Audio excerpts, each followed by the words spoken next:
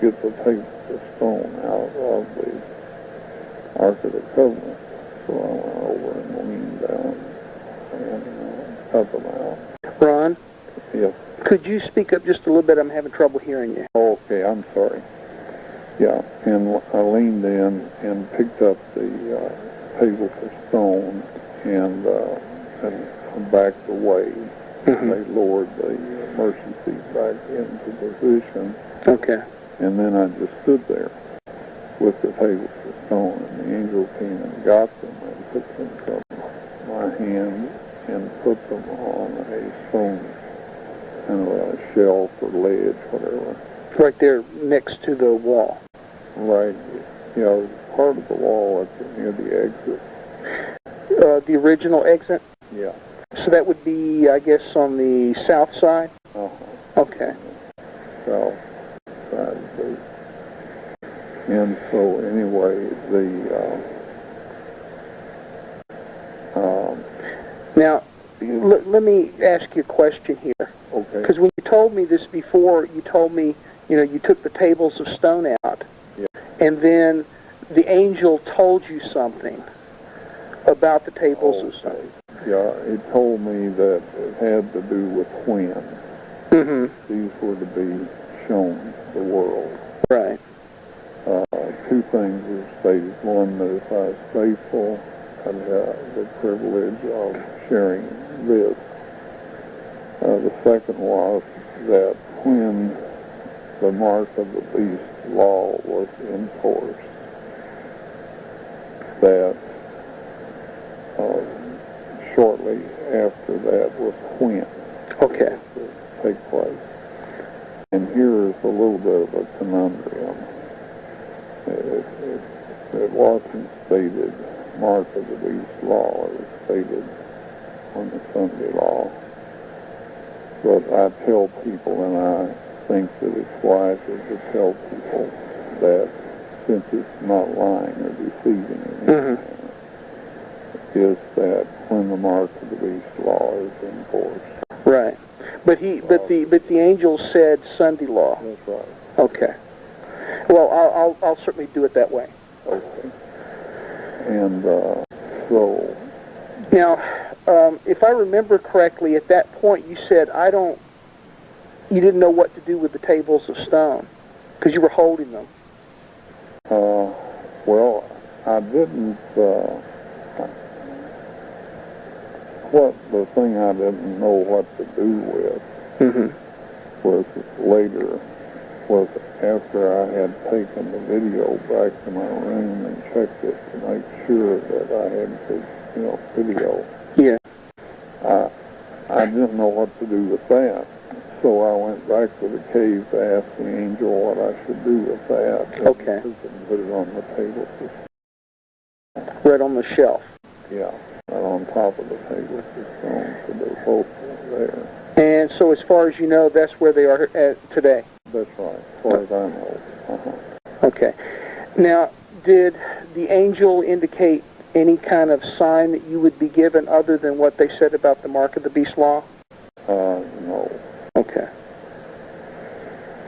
Okay, I kind of got you off track. Okay, after he took the tables of stone, put them on the niche there next to the original exit, I kind of interrupted you there. Yeah. What happened after that? Well, at that point, I left through the old entrance. The original entrance. Right. And was that the first time you'd been through it? That's the first time I had been through it. So that's how you ended up finding that? Okay, and they apparently cleaned that out too. Well, they had cleaned that one out. Yeah, I had done some work prior to this. But my work apparently, well, just to be perfectly honest, this whole system, if they want you to see it and get through it, it's easy, quick and easy. If they don't, you couldn't find it to save your life, or I couldn't. Oh, really? Yeah. So it's not just as simple as walking through a tunnel? No. Yeah. It's not. and I know that sounds a little science fiction-ish, but well, that's the nature of caves and tunnels, if you've been in them before. And it's also the nature of if God wants you to see something or not. Exactly. Exactly. And so as far as I know, I'm the only one that has been in there, but I'm not there all the time, so I really don't know about this. You know, I don't know for a fact that nobody else has been in there. Right. Now, there's several people that have lost their lives directly or indirectly in attempts to either move or prevent the continuation of the work on the Ark of the Covenant. Right. All right. Now, I do not want to get into details on that. Okay. For the simple reason that, and I think you probably know this, that the bishop of the Anglican Church, who is basically the head of the garden team, died within a month in telling me that I couldn't actually get out there anymore. That was shortly after Reverend Wyatt retired. Yeah. Yeah. And so anyway, there's a whole bunch of people that, you know, I didn't say that. I never said that he died because of that to anybody. I didn't verbalize it. It's just a matter of fact. That Yeah. there had been people that had died, and they put two and two together because, you know, working there, they were got the order for me not to be able to do anything anymore. When they got that rescinded after the fellow died. Right. So, of course, they put all that together. Yeah. I don't know that it's really be necessary to address that aspect of it, because nobody right now is asking about that. Okay. Well, the only other thing, I beg your pardon? Maybe we ought to just skip that. Yeah. The only other thing that would relate to the, you know, anything happening in the chamber and that type of thing is back when those 6 people got killed trying to get in there to the Ark and move it. Yeah, and this is why I say I had rather not. Okay. Because I know you told me that story, but Yeah. okay, well that's fine if you don't want to go into that. Well, the situation is that we're, you know, as we get on the web page with a bunch of stuff, at some point, some of the people that are, you know, keeping an eye on me, and they may not like the direction I'm taking or something. Mm-hmm. So I figured that I would just lump it into a statement that there had been those who had lost their life directly or indirectly. Okay. And just let it go at that. Okay. Can I just ask you one thing on a personal note, and this won't be any part of what we're talking about doing here.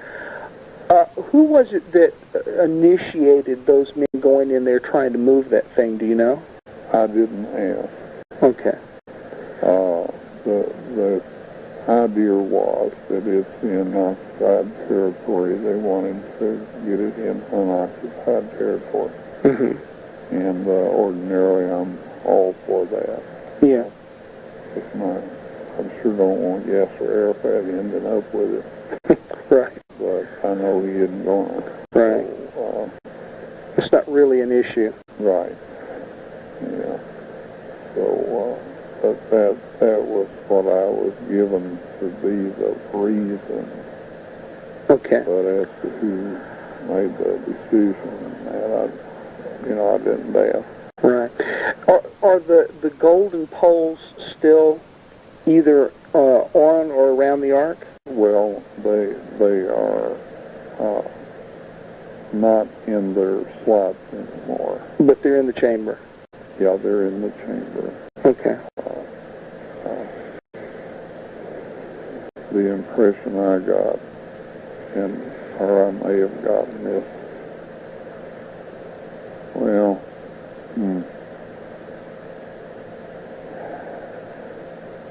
I came out of there with, I think, a lot more information in my head than was verbalized by the angel.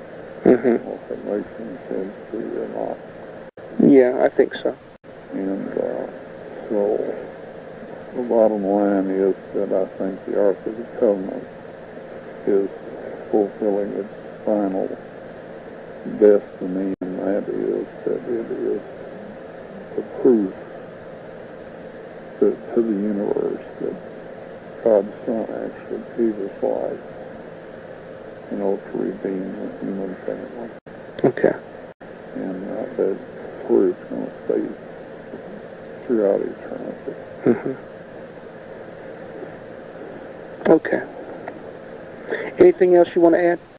I think that's about it, Bill. Okay. All right. Ron, I appreciate it.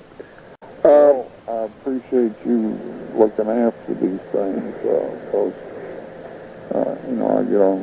I have to have this pain medicine, and it rogs me a bit. And it's nice to have somebody that I can trust to kind of help me get these things up and on there, so well, it won't be misstated or whatever. Well, we'll do everything we can. Listen, I'm probably not going to get a chance to work on this until after I get back from the meeting in New Orleans. Oh, okay. Because I'm leaving tomorrow afternoon, and I've still got some things to do around here relative to, getting ready for Sabbath and for the trip. Okay. But I'll be back in touch with you and email you a copy before we post anything. Okay, that'll be great. Okay, if you would, and I already talked to Mary Nell about this, please pray for me in this meeting, because I really think the Lord's presenting an opportunity here. There's going to be a large number of people there. Okay. All right, we sure will. Okay. Thanks so much, Ron, and take care, and know that I and many, many others are still praying for you. I appreciate that very kindly. I really do, and I can tell that that's happening. Okay. And just want you to know I appreciate you, Bill. Thank you, Ron, and we appreciate and love you. Let me ask you before I go, did you get that newspaper with Ross just exactly the way you wanted it? Well, we got it pretty close. Mary Nell learned how to do, what he does. Yeah. And we got it quite close. There's a few little typos. Okay. I'm going over that sheet by sheet. So,